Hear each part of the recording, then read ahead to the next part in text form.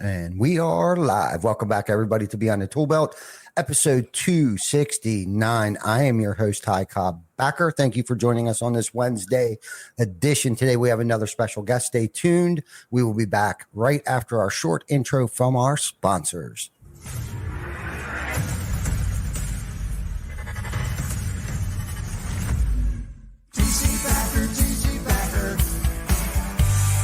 Roofing, siding, windows, gutter, solar.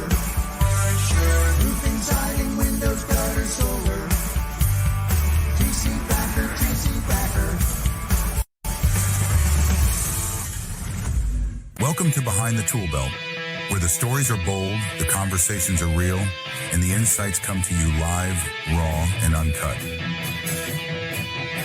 Every week, host Ty Cobb Backer sits down with game changers, trailblazers, and industry leaders who aren't afraid to tell it like it is. No filters, no scripts, just the truth. Please welcome your host of Behind the Tool Belt, Ty Cobb Backer. All right, and we are back and we are live in the studio with my friend Steven Spence. Thank you, everybody, for joining us again on this awesome Wednesday edition of Behind the Tool Belt. Episode 269. We're almost at that 270 mark. Man, I could swear it's like Groundhog Day, week after week after week after week. I swear 5 weeks in a row. It's like, how is it not 270 already? But having said that, we have recently celebrating our 5th anniversary of Behind the Tool Belt. This started January 23rd of 2020. Oh shoot, my Siri was growing up in me. To me sometimes, just so you know. Yeah.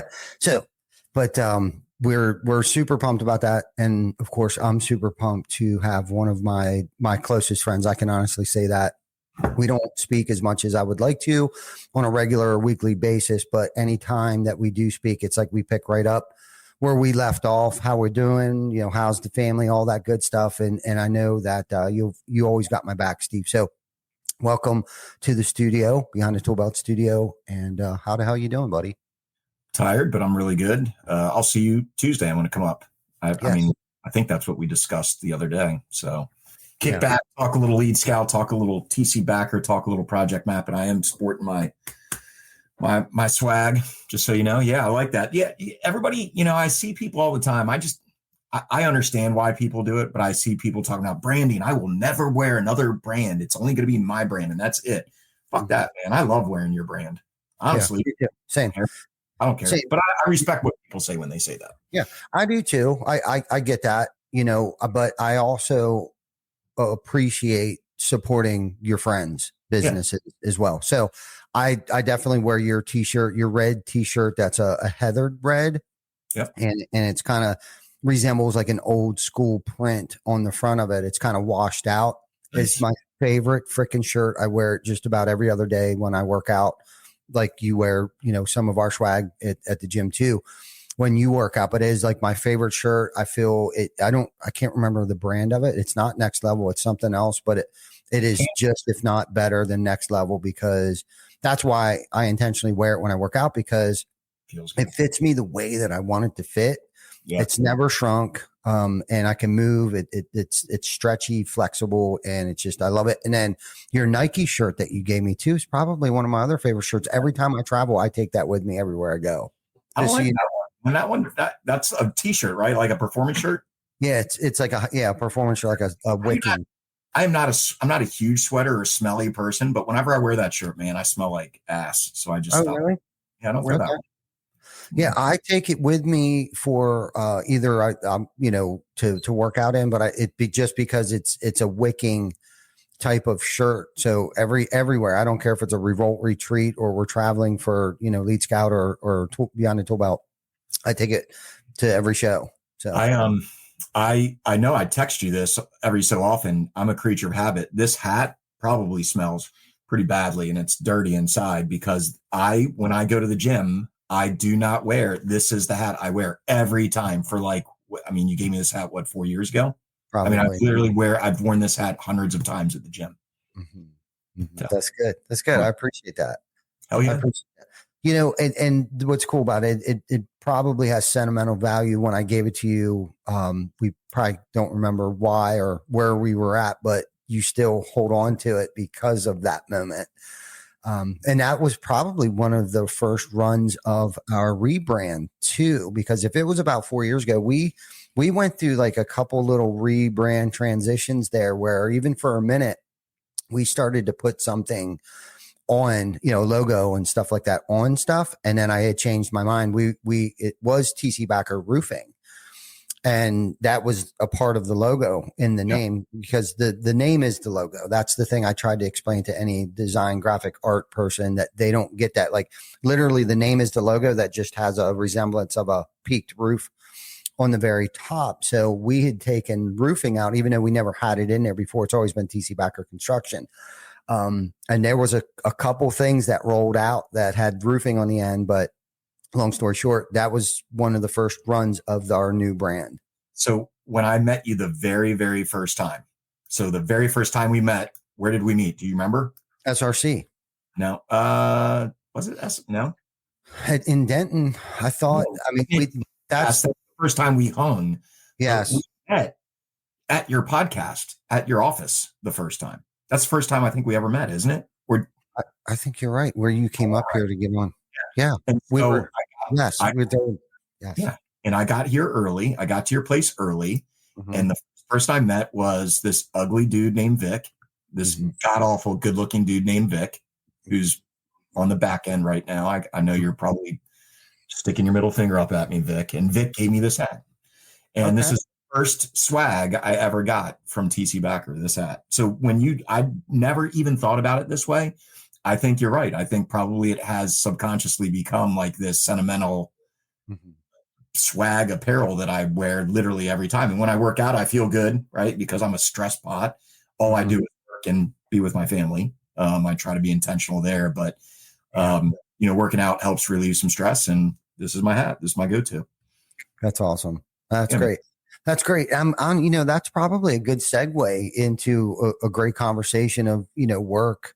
And I'm listening to a book right now and reading it. It's called The One.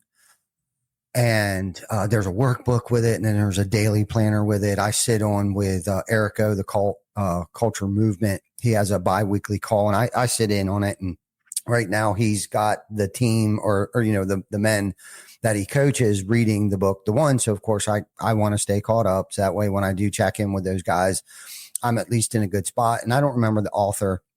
And unfortunately, I'm cramming it in before next. I'm trying to actually finish the book before next Tuesday's call. Okay. And so I'm going to have to probably re-listen to it again and then pull the book up and then kind of highlight and study some things in it. But the one thing that he had mentioned in the book is that there is no such thing as work-life balance. Yeah. Whatever you pay attention to, something else will suffer. Right. Or be lacked. Like, you know what I mean? So if I'm trying to be super intentional with my family, that means probably something at work is falling behind. If I'm trying to play catch up at work and I'm super intentional about being at work, I'm probably slacking on, family, personal time and stuff like that. And I like how he put it. He said, so when you're at work, finish your job and work. And when it's time to play. So I told you this on another podcast. I used to put my phone away at night. So I would just be intentional with my wife. We would hang out in the sunroom, watch TV, hang out, talk about each other's day and stuff like that. Yeah. And I did a really good job to the point where I'd actually put a notice on my phone. So if someone texted me, it would say, I'm hanging out with the family. I hope you understand that. I'll get back to you tomorrow. Gotta be honest with you, man. Lately, I've not done a good job on that. And I need to get back to that. Like I'm feeling the stress. I'm feeling the stress. I know I am. I can feel it. So I just need to be more intentional that way, to be honest with you. Yeah. Yeah. It is super hard. And he also mentions that you will drive yourself nuts trying to seek balance. So I think for us high performing, hard driving, want to get and perfect everything. We're perfectionists, right? Like we want to have the perfect family time lifestyle. And we also want to do and perform as best as we possibly can at work. I think I think the important thing to get from this is to just find that balance that we feel okay with, whether it's, like Rocket. I try to do my damnedest to spend time with Rocket in the morning now that he has to get up early. Last couple of years, he's got to get up for a 16-year-old kid, I think, super early to catch the bus at 6:15 in the morning and then be on the bus for an hour and a half. So I'm not already gone for 2 hours. I intentionally come in later to work now.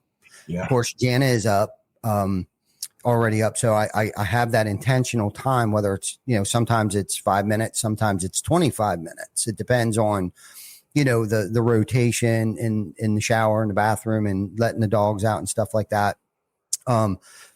Is really hinges upon how much time we get to, if he's running late, then he's out the door. If I'm, running late because I got in the shower after everybody else was in the shower, because that's typically what I try to do, is just wait, even though he's got his own bathroom, the water pressure's wonky and it's super hot or it's super cold. So I intentionally just wait till after he's done with the shower. So if he's running late, then that automatically throws me into being late, or later than I would want to. But then sometimes I won't even take a shower till after he leaves, so I can get that intentional time with him in the mornings. And it's really just like, hey, what are you working on in school? It's the same questions every morning, but I am truly interested in what he's working on, because he goes to Votech and he's in the building trades portion of it. So of course I'm very interested in what he's doing. And I had a conversation with his school teacher at our recent home show that we did last week. They set up a big, huge display. They build sheds, they sell them and stuff. The Votech Rockets class builds these, sheds, and they sell them. And before the show started, his teacher came over to me and wanted me to know, mind you, Rocket's a sophomore. He's got 2 more years left. And he's like, Rocket is my best student, the best student I've ever had. And literally this man had me choked up, and he was like, but I want to tell you something. I said, okay, what is it? He said, I push him. I challenge him. And I'm like, please challenge him. Because he would get bored if he didn't, because he is so smart. He's literally, and no pun intended, but he could be a rocket scientist. He could be a doctor. He could be a lawyer. Like he's that smart, not just engineer smart, but like he's so smart and can do whatever he wants. And I'm not just saying that because he's my kid. Like he's intimidatingly intelligent. When you speak to him, he's just so smart. The words he uses, he retains everything and is just a sponge. So if I can brag about my 2 kids, I think that's awesome that Rocket's doing so well. And I think that it's awesome that he's doing well in a trade school, right? Like at the end of the day, I think people, I don't know, I'm curious what you think. I think people are starting to understand, like, college isn't the end all be all. It's not, right? So Project Map It, we brought Grayson Listman to your office. He's a 10th grader. My son's a 10th grader, like Rocket. And you guys were mentors to Grayson, sat with him for like an hour and a half, hour. You brought your marketing team in. Vic gave some good advice. John gave some good advice. Like, that's what it's about. Like, this kid, he could probably go on and make 6 figures. It took me 20 years to come close to that as a teacher, since I was a teacher. And I would argue that teacher should challenge all his students, not just Rocket, which I'm sure he does. He's a good teacher. But yeah, I mean, I think the trades are a great way to go. But my kids, they're 2 different types of kids. My kid is super, super nice. Like, you ask anybody in our community, hey, Steve, Eli is literally the only, like, he is the nicest kid. He's one of the few, if the only kid that walks by and says, hey, Mr. Matt, how are things going today? Like, how are you doing? Like, he engages, right? Like, he's got that personality, sort of like I do, where it just he's so good to people, right? Because he's genuinely a good guy. And then, but he's equally smart, right? Like, he's a very smart kid, but he, like, in honors classes and all that. And then you got my daughter, who's more like my wife, who's super smart, sounds like a rocket, like, type of atmosphere, where she does get bored in school because she's gotten straight A's her whole life. She's in 8th grade. But dude, Ty, I was in a car driving back from swimming the other day, and she's like, she's wanted to be a lawyer for the last 2 years, since like 6th grade, like, go figure. 6th grader. And she's like, yeah, I was on ChatGPT, checking out like great colleges to become a lawyer and what you have to do to become a lawyer, but colleges near beaches. I found like UC Santa Barbara and all these other schools. She's like, I don't mind like going to school, across the United States. I'm okay. Like, I'll meet new friends. Like, it's just amazing, like kids these days. And like my kids are opposite in that respect, in that like Eli, I think he'll want to go to a Division III school, maybe play lacrosse, maybe not, but like be in a smaller setting, where Dia's like, I'll be in a big school near a beach and I'll become a lawyer. Okay. And she's in 8th grade, studied already. Anyway, we have great kids. I think that's what we've learned from this. Yeah. And when you were talking, I thought it's because you're such a great parent, and with your background of being, a school teacher, you can read kids and encourage them. And it's encouraging to know that your kids are that optimistic and what's the word I'm looking for? Not afraid to step outside her comfort zone, right? She's like, I want to go to a big school and I want to become a lawyer. It has ambition. Okay. That was the word I was looking for. That is a good word. Yeah. Ambition to do big things like that. Right. And that is a mere reflection of you and your wife. And with, like you said, with Eli, right. That outgoing, outspoken, hey, Mr. Thomas, how's it going? That is also a mere reflection of you too, which also shows emotional intelligence, which tells me both of your children are very emotionally intelligent. That's more my wife. I'm not very emotionally intelligent. Yeah, no doubt. You know what I mean? But that's great. You guys are doing a good job. And sometimes I think when we're stuck in the shit, right. And because before we got on here, you're talking about, there's anxieties, there's pressures, you got family, you got work-life balance, you got work, you got employees, you got, co-leaders, members, all that stuff. Yeah. Right. And I jotted down some questions, which I usually don't do that, but I know we can get pretty deep with each other and vulnerable and stuff. And it's funny that our conversation was a lot like the questions I have for you. And really they're just softball questions. And the first one that I wrote down was what do you think some of the hardest decisions you have to make on a day-to-day basis? And it can be personal stuff, work life, because it's all one sometimes. Yeah. So say it again. What are my priorities? What are your hardest decisions you have to make on a day-to-day basis? So like when you show up to work, and it may not even be day-to-day, but like on a weekly thing, there's like hard decisions that you have to make. As an entrepreneur, as a father, right? Like, and what would you say is the hardest one on a week-to-week basis? Work is getting real busy, right? Like, it's becoming, we're hitting that stress test as you start to exponentially grow. And we're finally starting to see the fruits of all of our employees' hard work. Ashley, Perla, Pat, Maddie, Marcos, they all work their asses off, do a good job. But we're starting to get lots of leads, right? Like we have some good relationships with ABC, SRS, Certainty for sure. We're an exclusive partner with them. And so it's like, I guess on a weekly basis, it's how to improve our processes. Like two different three, but sales were pretty locked in. That process is pretty good. But when we onboard people, the goal, right? You're working with Lead Scout in a big way now with you and Chris. And by the way, me and Chris shared a couple leads for each other, so that's good. So we're working together. But the process is on onboarding a customer, right? We're a pretty easy system to use, but there's certain things that require it. A customer for Project Map, it can't just come in and flip a switch and now they're using Project Map. It's almost that easy, but we're not quite there yet. So it's trying to evolve our process where we can get 50 leads from SRS or ABC or Certainty, and we'll be able to handle those leads.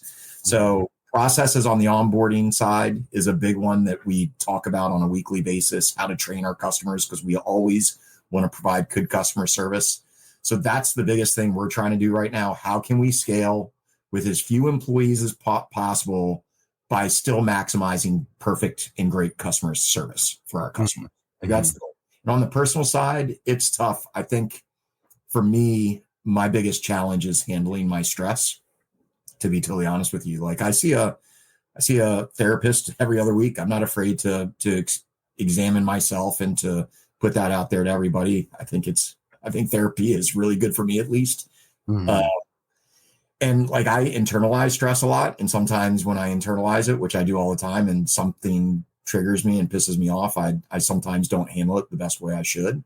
Mhm. My messaging might come across poorly, whether that's to my family members or my employees. So it's something I'm on a daily basis trying to get better at, to be honest with you. So yeah, I mean, that's the biggest thing, the difficult decisions on how to handle the current stress that's related to the scaling of our company as it's growing. Yeah. Yeah. You know, and that's the vision for the company, especially when you work in the company as hard as you do. And I know you bust your ass. Like I've Yeah. seen it firsthand and witnessed it, you know, and, you know, the vision, you know, for me, you know, is also trying to stay true to the vision of the company and making financial decisions and, Yeah. when to hire people, when to fire people, because I'm guilty of, you know, leaving people around too long. And I've gotten better about, you know, the vetting process so that, you know, we're hiring better quality people. But coming up with that process to be able to do that, because being the visionary of the company, you know, and living up to that standard and personal development, right? Like, so what my mantra has been, or my goal has been, is trying to be the best CEO possible for, you know, the revenue that we are. And I don't want to mention the revenue necessarily, but like I knew where we were last year and I know where we're going this year. So have I conditioned myself? Have I trained myself? Do I have the right tools, resources to be that kind of CEO? Yeah. You know what I mean? And I get stressed out and overwhelmed over things like that. Like I'm not doing enough. I'm not smart enough. I don't have the right people around me. I haven't got vulnerable enough. I haven't been transparent enough. And if I would have just opened up sooner, they'd help me with it. Like all these crazy neurotic things that go through my mind on a day-to-day basis. And it becomes harder and harder. The harder I am on myself, the harder it is to make clear, decisive decisions. Yeah. You know, Yeah. at time. And then I start beating myself up because I'm spending so much time at work. Or even when I'm at home, I'm still at work.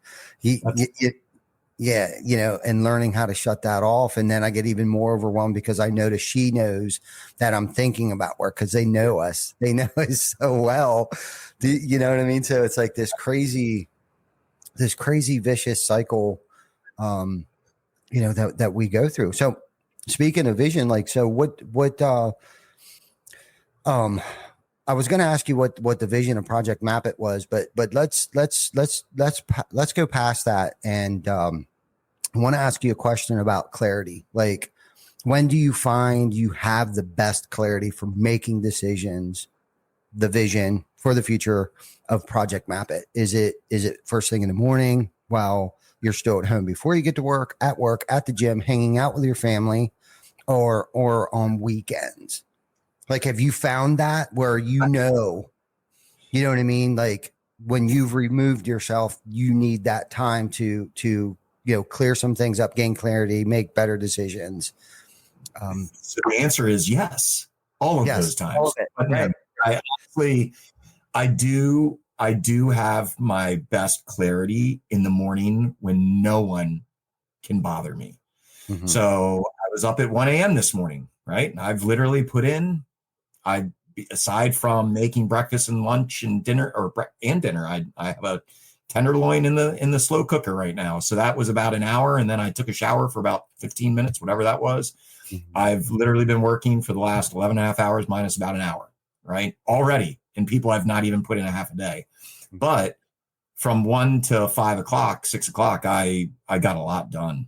And, you know, we have some premier partners that we like to promote, and we're trying to do a better job promoting them to help with lead sources on going both ways. And so I did some stuff there. So long story short, it is definitely in the morning. I know my employees aren't starting working until, you know, Pat, sometimes 7, 8 o'clock, Pearl Ashley, not till 10. So I don't start getting Slack messages and stuff for my team until, you know, 8, 9, 10. So if I can get an hour or 2 or 3 hours in, you know, around 4 o'clock, my wife, so Ty, you were talking about, you know, the wives know. My mm-hmm. wife, I guess her kind of rule is, if I'm going to get up early, it needs to be at least 4:30 or later. Like if I get up at 3:30, she does not like that. She knows I'm stressed out, and she knows I'm going to be I'm not going to be like a good Steve Spence, like a premier husband. I'll be kind of like a C+ husband. Mm-hmm. So, sometimes I wake up at 3, Ty, and I look at the clock and I'm like, damn, I'm going to try to go back to sleep for another hour and a half. And then once that 4:30 hits, I'm like, I'm up, I'm in the office right here, I'm working. Mm-hmm. Yeah. What about you? When is your best time? Yeah, and that's I'm asking personal questions, like personal for you and for me, because I where I find things out a lot of times is by the questions that I ask our guests that come on the show. And with us being as close as we are, I knew you wouldn't have an issue with me asking you these questions or even sharing my experience. But Joseph Hughes posted something, I don't know, a couple weeks ago, like something along the lines of like, you need to have that shut off time. Right. And, I'm from the hustle grind culture. It is what it is, right, wrong, or indifferent. I believe you got to hustle your ass off. That's just, if no one's going to give it to you, no one's coming to save us. And I was just telling Jana that the other day. And sometimes you just got to push all the chips in. Yeah. And unfortunately, Jan has always been my ride or die. She knows, and she's helped compliment me well over the years of pulling me away from the edge. Like, you're getting a little too close to the edge of the time. Yeah. And so when I can shut things off, and I just got to experience it this past weekend. So, and basically all I did was had an atmospheric change where we have a location on the Eastern Shore, and Jan and I took a quick trip down there Thursday evening, and I went and did my Thursday meetings. I had my Friday Zoom calls. I did all that stuff, but just by me atmospherically changing, right, geographically changing, where I was, I could just, I don't know, like the pressure was off, or like my meetings were better, my creativity, my flow, my everything was better. And a lot of it plays into like where we were on the Eastern Shore, like we're on the Eastern Shore, right? But I mean, I could be, so I experience it when I remove myself from like that every single day, 4:30 in the same office. It just becomes so redundant, and it creates where I can't see the forest through the trees. Like the hedges are right here and I just can't see. But sometimes like when I go to a different, it could be in my truck and going for a drive and doing a Zoom call, right? Yeah. Like I just feel like the juices start to flow. Sunday mornings, I love Sunday mornings being at home. So when I travel, I try to be home for the weekends. I know it's all virtually impossible to do that, but I know if I have things coming up that following week, to help me ease some of that pain is to be at home at my house Sunday mornings, and I will write the best notes. I will have the clearest vision because, again, the pressure's off. I'm at home. I'm in my safe place, my sanctuary, and I kind of get up at my own pace. I drink a cup of coffee. I'll go into my office. I got a home office. And man, I can just jam out because after that, I know I'm going to work out. And even when I'm working out, I'm still jamming out. I'm still flowing, right? There's no distractions. There's no interruptions outside of the flow that I have set up for myself. And Janet is totally cool with it. She's just happy that I'm home, fortunately. You know what I mean? So if I spend an hour or two in the office and I'm flowing, and I know when it's time to kind of, before it gets too late, I don't want to go into the gym until, you know what I mean? I don't want to get there at like 1:00 Sunday afternoon, because I also by 1:00 I want to start winding down. Like that's my process. Like I want to start winding down because I've already prepared myself for the rest of the week. And I find that if I prepare myself well on Sundays for the whole week, I have my meetings all scheduled out. I'm preparing my notes because I try to give myself at least 15 minutes before, every meeting to prepare myself, but in hopes that I've already somewhat jotted some notes down, preparing myself for that meeting. So it only takes about 15 minutes to get my head rewrapped around it. I've gotten better on stacking my meetings. So all my lead scout meetings that I have are usually stacked, right? Like if we're meeting with Eagle View, if I have a meeting with Chris, I try to stack them. With the engineering team, Chris and I meet before that an hour. We review the product, right after that, we roll right into a meeting with the engineers. And then after that might be some TC Backer stacked meetings that I have. So by me preparing my schedule better and not having other people dictate my schedule. Okay. And I know this is kind of off topic, but how I've been able to get myself prepared in those moments and carving out time to prepare myself. Right. So it's like a 4-to-1 ratio. So if I have an hour meeting, I at least give myself 15 minutes before that hour meeting based on the importance and severity of that meeting. It could be an hour that I need to prepare myself for an hour meeting. Right. So I've come up with like the 4-to-1 ratio. So if it's just a run of the mill weekly meeting, I give myself 15 minutes. Plus, I try to prepare myself and jot notes down, knowing that meeting's coming up next week. But in the gym and when I'm hanging out with Rocket and I both learned how to play golf this past year. I actually got back. I stopped golfing over a decade ago because of my family, but now I'm allowed to start golfing again because of my family. So I'm basically relearning how to play golf again. And that has taken our relationship to a whole nother level. Okay. And I got to express my thinking and during golf.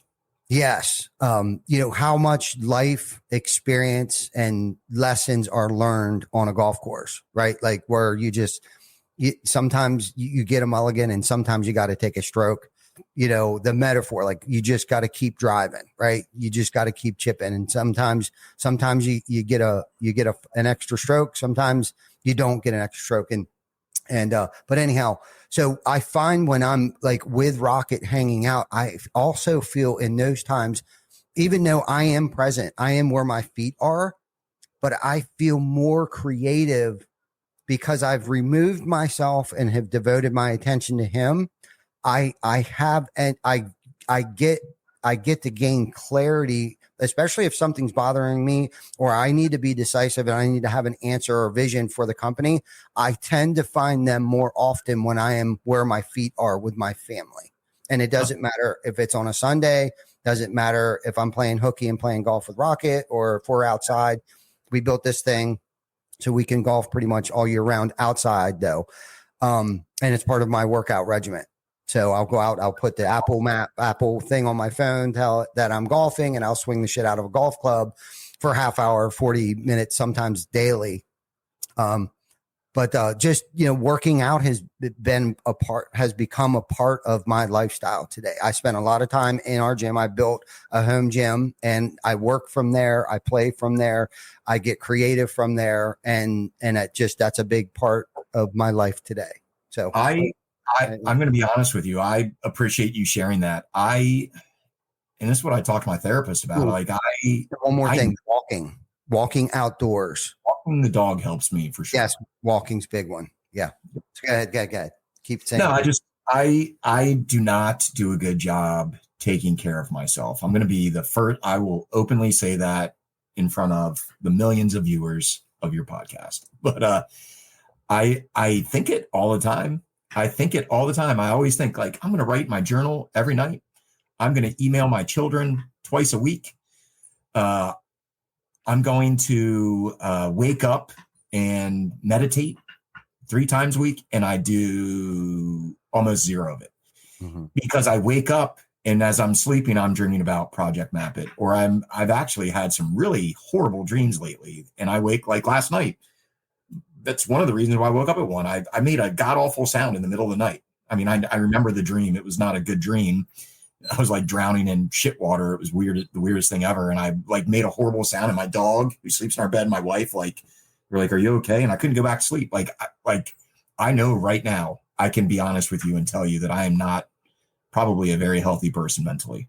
Like, and it's not like, but I'm not taking care of myself. When I go to the gym in the morning, that is a good sanctuary for me. It kind of sets my tone for my day. I told Kim last night, I was like, I'm going to work. I haven't worked out in like a week. I'm going to go to the gym at 5:00. But then I woke up at 1:00 and I went straight to work at the computer. And then it was 5:00 and I just kept going. I don't know. I appreciate you sharing what you shared. I need to figure it out. So. Yeah. And believe me, I'm not perfect at it, but I put it on my schedule, on my calendar, workout. every day, 7 days a week. Do I work out 7 days a week? No, but no less than 4 days a week do I not work out, just because I know I need that. Yeah. And it might sound selfish, but if we're not eating, right? We're not eating, we can't feed others. We can't pour in, we can't be the best version of ourselves, right? If we're just stuck behind the computer nonstop, and this is the paradox. I'm not eating. The paradox is that you'll probably be able, if you are taking care of yourself, you can do what you got to do in a shorter amount of time, because physically, mentally, spiritually, you just feel better and you find that flow, and your decision making is better. It's more decisive, more quicker, more sharper, at least for me. And, and we are both at two different seasons of our lives right now too. You know what I mean? So I might have a little more of an advantage, but honestly, look, I wish I would have started this a decade ago, so if I can leave anybody with something, is to take enough time mentally, spiritually, physically for yourself, right? Because if you're not, now we're just a martyr. Oh, I'm tired of work. I've been up since 1 o'clock and now I go home and my family gets the fumes. And again, I'm not, last night I caught myself, we went out, Jana and Rocket and I went out last night, and there was just something that was gnawing at me, and I had to make a phone call. I had to. And I did it. We were in the middle of the store, and I kind of just wandered off, old Ty. I wandered because I pace. When I'm on the phone, I pace back and forth, back and forth, back and forth.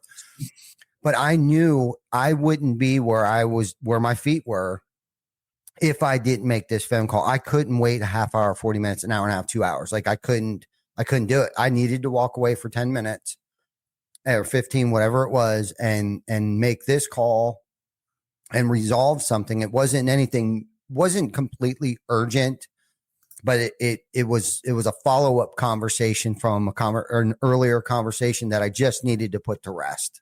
Yeah. There was some uncertainty and somebody needed clarity from me. Yeah. And at that moment, and unfortunately, like I said, when I'm with my family is when I get the best clarity. Yeah. And I just needed to make the call. I did it. And I came right back and I put my phone in my back pocket. And from that time on till we got home, I was not on the phone at all, period. Because my family don't deserve the fumes, right? And they were going to get the fumes, the crumbs, if I didn't make that call. So sometimes there's a little sacrifice there that I had to make, that they made for me. But I bounced right back. I fucking shrugged it off. And it's like, okay, what are we doing? Where are we at? I had to go find them in the store. Well, I appreciate you sharing that. It's helped me a little bit. Maybe I'll try to get back into it. What other question you got? I'm curious. You never write questions. Ooh, yeah, I know, right? Okay. So the clarity piece was there. Okay. So this gets back into anxiety. What do you think gives you the most anxiety? And then how do you deal with it? Man, that's a loaded question for me. I think I'm actually riddled with anxiety, and it's happened in my older years, to be honest with you. I'm 50 years old now, and I don't, people, if I tell any of my college friends or high school friends, like, yeah, I'm a really anxious person, they'd be like, bullshit, you are. Like, you are the life of the party. That's all you get. I could go real deep into my therapy on that. Anxiety. I don't like when people are not happy. I want, especially at work, I want the people at work to feel valued and stuff like that. And I know that sometimes I don't do a good job making them feel valued. Mm-hmm. I mean, I try. I think I'm pretty good, but I fail at times for sure. We're a small family. We just had a conversation today, actually, with my team. Like, yeah, we're like all like brothers and sisters. We all like get on each other's nerves. I mean, we're only like 6 strong. Anxious, anxiety. I'm a workaholic. And I get anxious when I feel like I'm not pulling my weight, right? Like if something is not right in the Project Map It world, that makes me very anxious, right? Like trying to build out this training program. I've got about 400 more customers that I had, well, probably 300 now, 350 more customers. I got to put all the financials in our CRM. So the CRM is talking to me the right way so I can get my KPIs to tell me revenue stream and commissions and all that stuff. And so it's not done, and it's like overwhelming. I don't have the time to do everything. And that makes me really anxious. I can't wait for a day where we have our systems locked in, where I can just do my job and not stress over like the sales process or the onboarding process or the financials and the CRM up to speed and stuff like that. So I think the short answer is, I think the biggest thing is like when I feel like I'm not doing a good enough job as a leader, or I feel like the company is not succeeding as well as it could, that makes me very anxious. On the personal side of things, my wife is my rock. I'm going to be honest with you. She is, like, I know Jana is your rock, and she is amazing for you. My wife is able to recognize before anybody that hey, Steve, you're starting to get anxious or you're starting to get stressed. I can tell. I need you to stop. I need you to lock it in and come hang out with me and the kids. So anxiety with the children and my wife are not, I don't think I'm anxious there. It's all work related, to be honest with you, I think. Yeah. Same. It all stems from work. Like my family doesn't stress me whatsoever. You know what I mean? It's not, I may take it out on them. Yeah. At times. And that's getting back into, they just get the fumes of me. And it's, the thing that sucks about that is that we hurt those that are closest to us most. Right. And it has nothing to do with them 97% of the time. Right. But I find when I'm taking care of myself, I can accept more things. I'm more empathetic. I am more understanding too, and more patient with my family when I'm taking care of myself mentally, physically, and spiritually. And until you find that rhythm and those new habits that you want to develop, and maybe some of those old habits that you want to unspring, right? Because we tend to start and we think we're doing the right thing, right? By just working. And listening to you talk right now, there's nothing wrong with what you're doing. That's just what you do. That's what we've all done. But my mom had said something to me right before she had passed. And she's, first and foremost, she said, life's too short, Ty. Of course, I mean, that is very profound, but not as deep as it was in that moment, right? Because she was dying of cancer. And then the second thing she said to me is that you need help. Yeah. You need to find some help. Now, I mentally and physically, I needed help. And I think I was 90 pounds, 80 pounds heavier than I am right now. Right. This goes back. So Jan and I went on a journey probably, I think this past February 11th was 10 years since she's passed. And I kind of just, this year was a little easier than most years. I stayed over inundated with some other stuff, work stuff. But we went on a journey, and there's been ebbs and flows of me trying to take care of myself. I've gone up 20 pounds and I've came back down, but I've never gone back up to 209 pounds. And, but a lot of that was stress induced. I was just eating like shit, not eating at all. And then going home and gorging myself and all just the most horrible things. And it's like, to a point you start to realize after you step back for a minute, you realize how selfish and self-centered of me for not taking care of myself. Because at the end of the day, ultimately I'm saying I'm doing all of this for my family. So literally I'm killing myself. I'm eating like shit. I'm smoking cigarettes. I'm drinking 5 cups of coffee a day. I'm drinking 12 Red Bulls. I'm doing all these things, right? So I can stay motivated for you. I'm doing this for you, but selfishly I'm killing myself. So then I won't be here as long as I should be on this earth to spend as much time as I possibly can with you. Because when you are on your deathbed, none of this horse shit is going to matter. What is going to be running through your mind is that I should have spent more time with my wife. I should have spent more time with my kids, right? That's what goes through your mind. I'm sure that's what went through my mom's head. She didn't tell me that, but I can only imagine when she said to me, she was already having those thoughts sitting in that Texas Roadhouse or whatever, Logan's or whatever up in Mechanicsburg there. I know for a fact her life was flashing before her eyes, and her regrets was life is too short and I needed help. Right. Yeah. Where that came from was I would imagine that she was regretting not spending enough time. Now, fortunately, she lived with us for the last 4 years of her life, and she got to spend as much time. She saw me sober. Jan and I were both sober. So it was the best years of our lives, right, with her. And I did have some guilt and regret, and I should have did more, blah, blah, blah. But looking back now, 10 years later, I don't have any regrets with her, with my mom. I was there when she needed me the most. And then thank God for Jana, because Jana was really the one that was there for her 24/7. And I did need to take care of the household. And by the way that I did that is that I went to work. Right. And that was I needed to go through that pain and experience that pain to realize what was really important. And it wasn't always work. Most of that is me taking care of myself. Right. So I'm here as long as I possibly can be and get done as much as I can when I'm at work, in that allowed time that I'm giving myself on my calendar.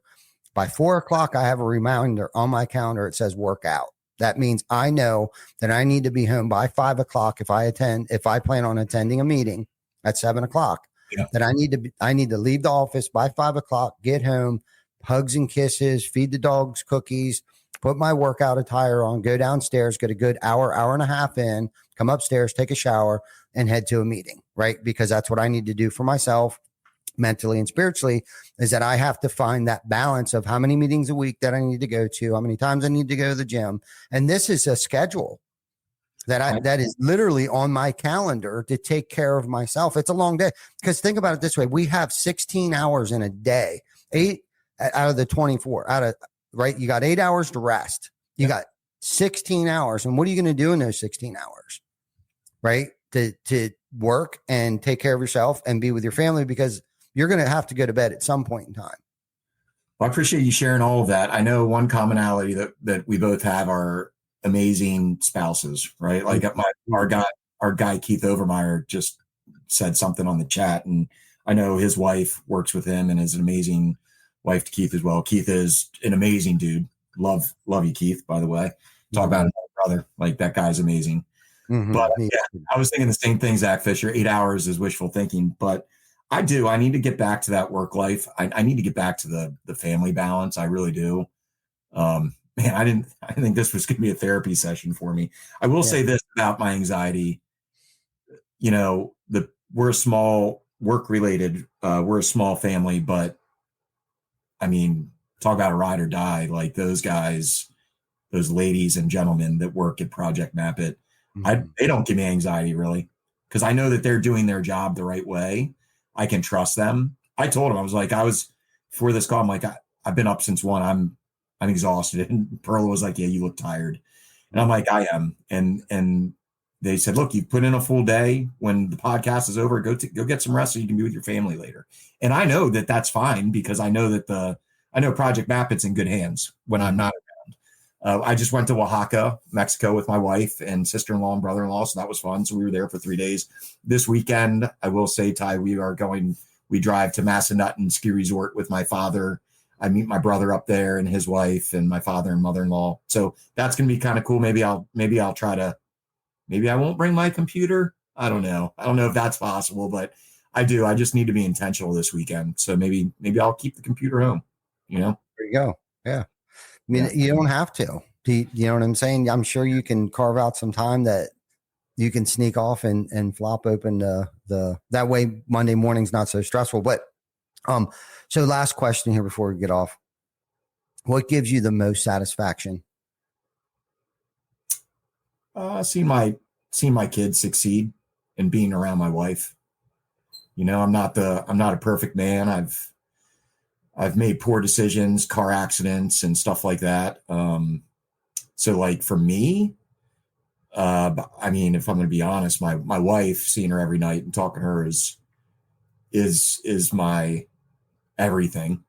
And seeing my kids be so successful and be good kids, like you mentioned. You got me fucking crying up in here, Ty. I'm like tearing up, dude. I hate you. That's that is my true satisfaction. That is my genuine satisfaction. Seeing Project Map It start to take off, and hopefully, like, literally, we're about to, like, exponentially grow. Like, you know, you keep every year you say it, you're like, oh, this is our year, and it fucking doesn't happen. Like, I really feel like with great relationships with the big partnerships that we have, I feel very grateful to be a company that's, look, I don't care. I'll say it. We're like $1 million company right now. I mean, hopefully at the end of the year, we'll be a $2 million company or whatever. But to have companies like Certainteed, I'll speak to personally because they are family to me. Like, I truly have great relationships with individuals in that company. They gave us a chance 5 years ago. Certainteed. I mean, we had 100 customers. So I'm very, very grateful and have huge love and satisfaction whenever I talk about that company. 100%. And then like SRS has been amazing to us. ABC has been amazing to us. And to just think like little old Project Map It, like being asked to be a partner of some of these huge companies. And when they talk to you, they say it's because of your employees. Like, we love your employees. You are good people. And I give a huge, huge credit to Perla, Ashley, Pat, that present at SRS, ABC, Certainteed events and form those relationships. So I don't know, but satisfaction, if you're going to ask me straight up, it is my family. Right on. And that's what makes you wealthy. And that's what makes you successful, is the relationship that you have with your family and how you talk about your kids, and as smart as emotionally and as intelligent as they are. And the relationship that you have with your wife is what makes you one of the most successful people that I know, Stephen. I just want you to know that. And sometimes I think we forget why we even started to kill ourselves. Right. Yeah. And the whole point of it was to provide for our families. Right. And I'm not saying there's always a time and a place, dude. And if this is the year, right, that means head down and keep pushing and keep pushing and keep pushing. But somewhere in that 16 hours, and I'm saying that other 8 hours, when I say rest, that could simply be sitting on the couch with your wife watching a Netflix movie in that 8 hours, right? If you can break it out into 8 hours and divide that up and slice that up, however you need to slice that up, whether it's 4 hour increments, 2 hour increments, 1 hour increments, however you got to look at it. But if you can look at it that way, and how I rest and spend time with my family, and it could be golfing out in the net thingy that the simulator that Rocket and I built, right? That's me resting, me working out. That's how I unwind and rest. Some people sit on their ass, smoke cigars, and get Cheeto dust in their fucking belly buttons. I just choose not to do that. That's not how I rest. You know what I mean? I rest differently than most people do, because I'm not a sit around kind of guy. Now I do chill. Don't get me wrong. But the one thing that I look forward to every single night, Jan and I have a slumber party every single night. We will chill in bed. You know what I mean? We'll get a snack. Whatever it is, we'll turn a movie on. Sometimes it's the news for a couple minutes, but then we'll turn a movie on. And then we'll fall asleep. One of us will turn the TV out and we go to sleep. But that's our intentional time. That's where I need to make sure that I'm there, right? I got my workout in, and I'm an afternoon worker outer. If I worked out in the morning, I just don't. I've tried it. It seems like it takes more energy from me than it gives me. And I seem like when I work out in, the afternoon, early evening, it gives me more energy to put in second shift. You know what I mean? Because second shift is usually after I leave work. Now it's second shift. That means that I go to a meeting, I spend time with Rocket, I spend time with Jana, you know what I mean? Because I'm not getting to bed till at least 10:30, 11 o'clock at night. So I have a whole nother shift after I leave here. So I go home, I work out. It gives me that extra boost at the end of the day. Plus, that's kind of like I do intermittent fasting. So after I work out, then I eat. Yeah. That's so good. Just kind of how I've designed it for now. And that's just the season that I'm in right now. But I love it.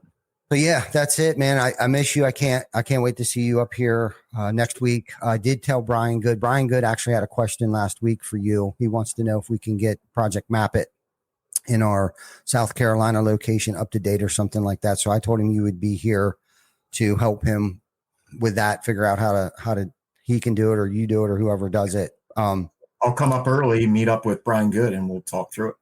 Cool. He's actually down in Bluffton this week. Okay. Yeah, he'll be here Tuesday. He will be. He's coming back. Yeah. Yep. He'll be back. We'll chat. I'll talk to Brian. We'll get you guys hooked up. Cool.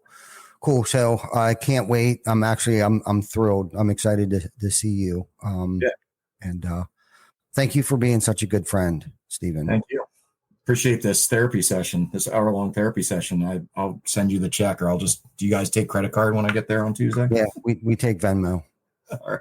I don't do Venmo. Sorry. Good luck. This session's free. Shit, always free for you, buddy. I love you. All right, brother. Love you too, man. Thanks for having me. Yep, you too.